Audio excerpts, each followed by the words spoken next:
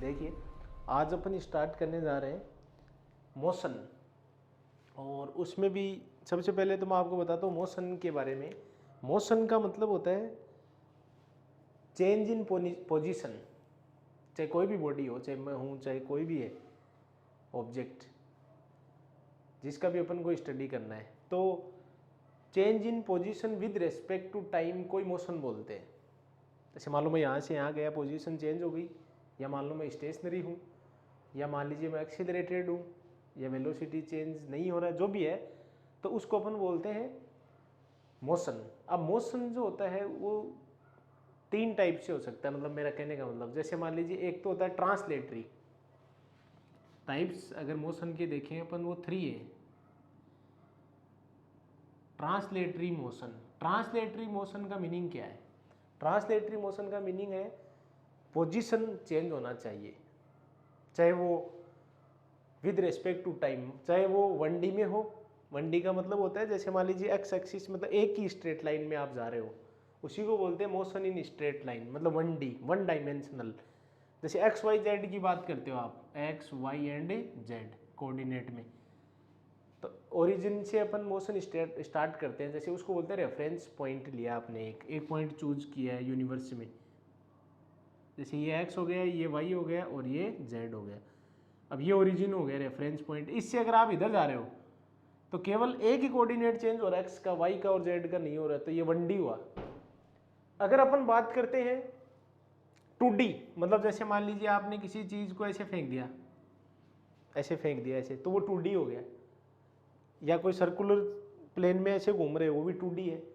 तो 2 coordinate change होंगे, जैसे इसमें आप देखोगे तो 2 होंगे, जैसे एक तो यहाँ है, देखो ये रहा, इसका इतना हुआ, एक इसका हुआ, एक इसका हुआ, तो 2 वैल्यू होंगे, जैसे 2 या 1 2 या 1 3, जो भी है उसको बोलते हैं 2D। और 3D का मतलब होता है स्पेस में, मोशन इन स्पेस, जैसे कोई पतंग है या कोई चिड़िया उड़ रही है इस टाइप से, मतलब या कोई एरोप्लेन में है, तो वो होता है 3D। तीनों कोऑर्डिनेट उसमें चेंज होते हैं। जैसे मान लो यहाँ है कोई, तो इसके तीनों कोऑर्डिनेट होंगे ओरिजिन से, इसको बोलते हैं ट्रांसलेटरी मोशन। नंबर 2 जिसको बोलते हैं rotatory motion. Rotatory motion, rotatory का मतलब होता है किसी एक एक्सिस के चारों तरफ घूमेगा, जैसे अर्थ घूम रहा है, खुद की एक्सिस के चारों तरफ भी और सन के चारों तरफ भी है। नंबर 3 वाइब्रेटरी या ओसिलेटरी मोशन। इसका मतलब होता है कि एक मीन पोजीशन के दोनों साइड घूम रहा है, जैसे पेंडुलम देख रहे हो आप, ऐसे घूम रहा है, तो वो हो जाएगा ओसिलेटरी या वाइब्रेटरी मोशन। अब अपन को बात करनी है ट्रांसलेटरी की, और ट्रांसलेटरी में 3 होते हैं, 1D 2D एंड 3D। तो अपन सबसे पहले स्टार्ट करें 1D। 1D का एग्जांपल है मोशन इन स्ट्रेट लाइन, चाहे वो मोशन ऑफ कार है, मोशन ऑफ बस है, या मोशन ऑफ कोई भी ऑब्जेक्ट है। तो इसमें सबसे पहले अपन स्टार्ट करते हैं डिस्टेंस। मोशन में सबसे पहला जो पॉइंट है वो है डिस्टेंस। डिस्टेंस क्या है? टोटल जो ट्रेवल्ड लेंथ है पाथ की, टोटल ट्रेवल्ड लेंथ जो होती है पाथ की, या actual length of path is called distance. जैसे मान लीजिए कोई आदमी ए से बी पॉइंट पे गया, तो ये इसकी लेंथ हो गई। इसका मेजरमेंट आप आराम से कर सकते हो। जैसे मान लीजिए ऐसे एक धागा रख लो और उसको ऐसे सीधा करके नाप लो कि ये इसकी डिस्टेंस हो गई। सिंपल। डिस्टेंस को किस में मेजरमेंट किया जाएगा? मीटर में। कोई डायरेक्शन नहीं होता इसका, किधर भी हो सकता है। इसका मतलब इसको अपन अगर बोलना चाहें तो ऐसे बोल सकते हैं कि ये स्केलर है। स्केलर क्वांटिटी वो होती है जिनमें डायरेक्शन होता ही नहीं है। नंबर 2 यूनिट हो गया, स्केलर हो गया डिस्टेंस। डिस्टेंस या तो 0 होगी या प्लस होगी, नेगेटिव कभी नहीं हो सकती है। अगर स्टेशनरी है, रेस्ट में है, तब तो 0 है, और अगर वो मोशन कर रही है तो प्लस ही होगी, माइनस कभी नहीं होगी। डिस्टेंस को अपन एस से डिनोट कर सकते हैं, एस। अब नंबर 2 डिस्प्लेसमेंट। ये दोनों साथ साथ पढ़ने अपन को। डिस्प्लेसमेंट क्या है? डिस्प्लेसमेंट होता है shortest length of travelled path. Shortest मतलब स्ट्रेट, ये देख लो, ये है इसकी, ये हो गया। यहाँ से सीधा आप यहाँ चले जाओ। जैसे मान लीजिए कोई आप ऐसे स्टार्ट करते हो मोशन, पहले इधर गए, फिर इधर गए, फिर इधर गए, फिर इधर गए, ऐसे आके यहाँ रुके, तो ये तो आपकी डिस्टेंस, और ये सीधा जो आपको दिख रहा है ये है डिस्प्लेसमेंट। यहाँ से यहाँ तक का सीधा शॉर्टेस्ट लेंथ जो है पाथ की, उसको बोलते हैं डिस्प्लेसमेंट। तो ये तो हो गया एक्चुअल लेंथ, ये हो गया शॉर्टेस्ट लेंथ। यूनिट इसका भी मीटर ही होता है, बट इसका एक पर्टिकुलर डायरेक्शन होगा कि एक्स एक्स की साइड है, नॉर्थ है, ईस्ट है, वेस्ट है, या मिडल में है, जो भी है, या कितने एंगल पे है। तो इसका मतलब इसको आप बोल सकते हो कि ये वेक्टर है। वेक्टर वो होती हैं जिनमें दोनों चीज होती है, मैग्नीट्यूड भी प्लस डायरेक्शन भी। ये जीरो भी हो सकता है। जीरो तो कब होगा? जब या तो रेस्ट में हो या घूम के वापस वहीं आ जाए। जैसे मान लो कोई आदमी यहाँ से शुरू हुआ और घूम घाम के वापस यहीं आ गया, तो लेंथ तो पूरी ये हो गई और डिस्टेंस तो, और डिस्प्लेसमेंट जीरो हो गया। जैसे कोई आपको बोलता है कि सर्कुलर पाथ पे वापस आ गया आदमी जहाँ से शुरू हुआ वहीं, तो डिस्टेंस तो 2πr हो गई पूरी, और डिस्प्लेसमेंट कितना हो गया इसका? जीरो हो गया। ठीक है, तो ये वेक्टर होगा। ये जीरो भी हो सकता है, प्लस भी हो सकता है, और माइनस भी हो सकता है। जैसे मान लीजिए आप कई सोच रहे होंगे कि माइनस कैसे होगा, क्योंकि डिस्टेंस होगी तो वो तो प्लस ही रहेगी। और डिस्प्लेसमेंट नेगेटिव कैसे होता है? जैसे मान लो ये x और x डैश है, ये y और ये y डैश है। जैसे मैं आपको बोलता हूं कि ये 1 है, ये 2 है, ये 3 है, ये मान लो 1 है, ये 2 है, ये 3 है, ये तो सारे माइनस के हैं, ये सारे प्लस के हैं। ऐसे ये 1, ये 2, ये 1 और ये 2, ये माइनस के, वो प्लस के। अब कोई आपको कहता है कि एक बॉडी जो है वो यहां से मोशन स्टार्ट करती है, सपोज -3 से, ए से -3 0 से अपना मोशन स्टार्ट कर रही है, और यहां तक जा रही है, बी तक, 2 0 तक जा रही है, तो कितनी डिस्टेंस हुई और कितना डिस्प्लेसमेंट हुआ? तो आपको कैसे निकालना है? ओरिजिन से देखोगे आप, तो ओरिजिन से अपन को देखना है। तो ओरिजिन से अगर देखोगे तो कैसे फाइंड किया जाएगा? ये डिस्टेंस जब देखोगे तो यहां से यहां तक 1, फिर 2 और 3, 4 और 5, तो डिस्टेंस तो हो गया 5, माइनस नहीं काउंट होता है उसमें। डिस्प्लेसमेंट में अगर आप देखोगे तो साइन साथ में आएगा, -3 है। इनिशियल पोजीशन कितना है? -3। कैसे निकालोगे डिस्प्लेसमेंट अगर फाइंड करना आपको? तो x2 - x1 से निकालते हैं। डिस्प्लेसमेंट को किससे डिनोट करते हैं? x से। डिस्टेंस को किससे करते हैं? s से। तो s तो तुम्हारा 5 आ गया, ये तो क्लियर है, क्योंकि माइनस नहीं आएगा उसमें, नेगेटिव होती नहीं है वो। ये प्लस भी होता है, माइनस भी होता है, जीरो भी होता है। तो अगर आपको फाइंड करना तो x2 - x1 आएगा। x2 वो होता है जो फाइनल होता है, मतलब लास्ट यहाँ जाके रुका है। वो शुरू कहाँ से हुआ है? ए से। तो आप ऐसे भी लिख सकते हो इसको कि यहाँ से यहाँ तक अगर चाहो तो, माइनस यहाँ से यहाँ तक का है वो, ये बी है और ये ओ है। तो वैल्यू पुट कर दो, साइन साथ में रखना है। वेक्टर को ऐसे डिनोट करते हैं, ऐसे ऐसे, ये वेक्टर ऊपर एरो लगा देते हैं। तो यहाँ से यहाँ तक का कितना हुआ? अगर आप फाइनल देखोगे तो 2, ठीक है, और इनिशियल कितना था? -3। तो देखो कितना हो गया? 2 माइनस माइनस प्लस हो गया 3, तो कितना वैल्यू हो गया? 5। अब अगर मैं आपको कहता हूं कि यहां से मोशन शुरू कर रहा है,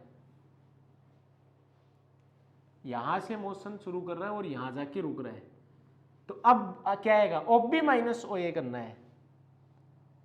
OB - OA करना है, तो आपका डिस्प्लेसमेंट आएगा x आएगा। तो कितना आएगा? OB -3 OA 2, तो x का वैल्यू कितना हो गया? -5। और अगर मैं ये कहता कि वो यहां से यहां तक है, जा रहा है, या मैं कहूं यहां से यहां तक जा रहा है, तो कहने का मतलब ये है कि फाइनल पोजीशन में से इनिशियल पोजीशन को माइनस कर लेना है, तो आपकी वैल्यू आ जाएगी जो भी है। अब देखिए, जैसे मैं आपको एक एग्जांपल देके बताता हूँ कि ये तुम्हारा ये नॉर्थ, साउथ, ईस्ट और वेस्ट हो गया। अब ओरिजिन अपन ये लेते हैं, यहाँ से मोशन स्टार्ट करेंगे। जैसे मान लो कोई आपको बोलता है कि एक पर्सन है, वो नॉर्थ डायरेक्शन में 5 मीटर डिस्टेंस ट्रेवल करता है, तो ये 5 मीटर हो गया ओ से तक। फिर वो कहता है कि 7 मीटर डिस्टेंस वो ट्रेवल करता है ईस्ट डायरेक्शन में, जैसे यहाँ से बी तक जाता है। तो डिस्टेंस और डिस्प्लेसमेंट बताना है, तो डिस्टेंस तो ऐड कर दो ओ ए प्लस ओ बी या ए बी, तो कितना हो गया एस, डिस्टेंस 5 और 7 12, सिंपल है। दूसरा डिस्प्लेसमेंट ये होगा, ये जो आपको दिख रहा है ओ बी, डिस्प्लेसमेंट क्या होगा ओ बी, या आप उसको एक्स भी बोल सकते हो। इसकी वैल्यू कैसे निकालेंगे, पाइथागोरस से निकालनी पड़ेगी आपको एक्स। तो कैसे निकालोगे, रूट 5 का स्क्वायर प्लस 7 का square, it means X equal to root 25 plus 49 metre. ठीक है। अब जैसे आपको कोई बोलता है, मान लीजिए दूसरा एग्जांपल देता हूं मैं, कि एक आदमी सर्कुलर पाथ पे मोशन करता है जिसका रेडियस 100 मीटर है, सिंपल है। अब वो इसमें आपसे कितने भी क्वेश्चन पूछ सकता है, जैसे पूरे एक साइकिल में कितना डिस्टेंस ट्रेवल करेगा वो 2 पाई आर, तो 2 पाई और आर मतलब 100, सिंपल है। डिस्प्लेसमेंट कितना होगा पूरे साइकिल में 0, क्योंकि जहां से शुरू किया वहीं आ गया तो 0 हो गया। जैसे ये तो हुआ फुल का, जैसे वो हाफ साइकिल की बात करता है, एक डायमेट्रिकल 2 पॉइंट लेता है, जैसे यहाँ से यहाँ तक पूछता है, ए से बी तक पूछता है आपको, तो डिस्टेंस तो कितना हो जाएगा आधा पाई आर, तो उसका आधा हो जाएगा 3.14 इंटू 100। और डिस्प्लेसमेंट होगा सीधा यहां से लेकर यहां तक का, यहां से यहां तक का होता है आर, यहां से यहां तक का भी आर, तो डिस्प्लेसमेंट कितना हुआ 2r। जैसे मान लो वो आपको यहां से यहां तक का पूछता है, 1/4 साइकिल का पूछता है, जैसे बी यहां तक सी तक, ये तो हो गया ए से वापस ए तक, ये हो गया ए से बी तक, और ये हो गया ए से सी तक। तो डिस्टेंस तो कितना हो गया एस, तो कितना हो जाएगा 2 पाई आर का 4th पार्ट हो जाएगा। और डिस्प्लेसमेंट कैसे निकालोगे, ये सीधा, तो ये कैसे निकालेंगे, ये भी आर ये भी आर, तो आपको पाइथागोरस लगानी पड़ेगी। तो कितना वैल्यू हो जाएगा root R square plus R square, तो आर रूट 2 हो गया, इस टाइप से। ठीक है, तो ये इस टाइप से आपको इसमें मोटे मोटे ये है कि डिफरेंस पता चल गए कि डिस्टेंस में और डिस्प्लेसमेंट में क्या होते हैं।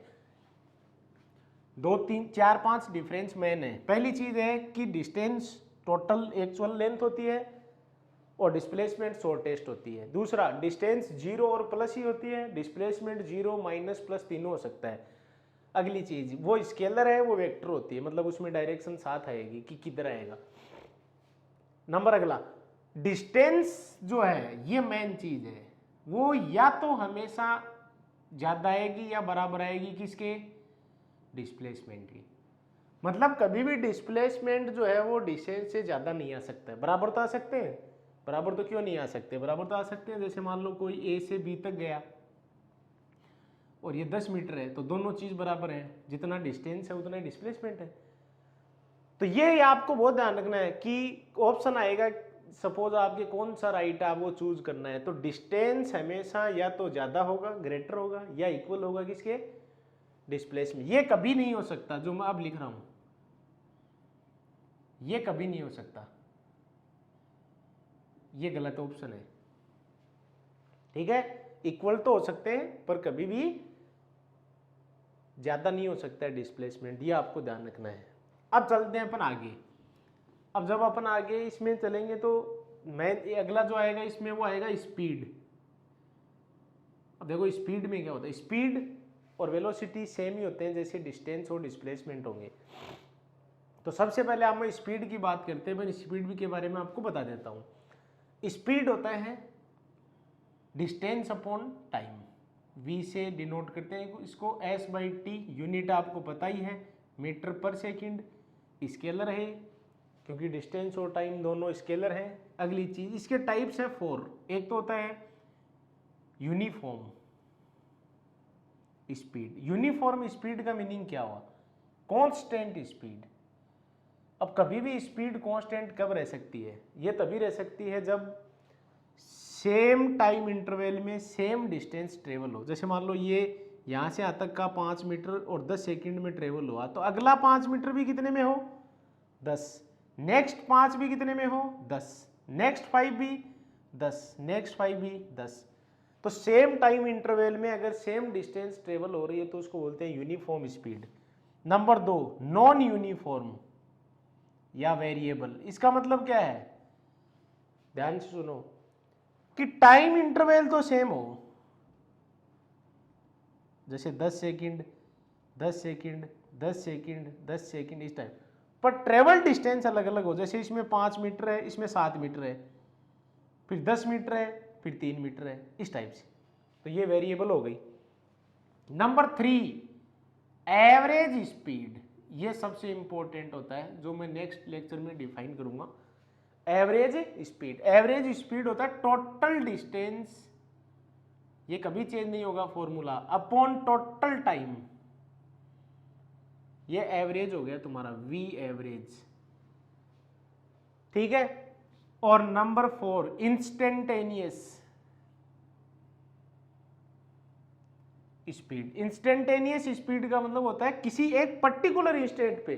जैसे मान लो आप यहां से यहां तक जा रहे हो और आपको 5 घंटे लग गए, तो एक पर्टिकुलर मोमेंट पे पूछेगा वो, जैसे 12वें मिनट में बताओ, या 10th सेकंड में बताओ, या 14th मिनट में बताइए, इस टाइप से मतलब। तो वो एक इंस्टेंट होता है। तो उसके लिए उसका फॉर्मूला होता है v instantaneous equal to ds/dt। इसका मीनिंग क्या है? इसका मीनिंग है differentiation of distance with respect to time. तो यहां से अपन आगे नेक्स्ट वीडियो में अपलोड करेंगे।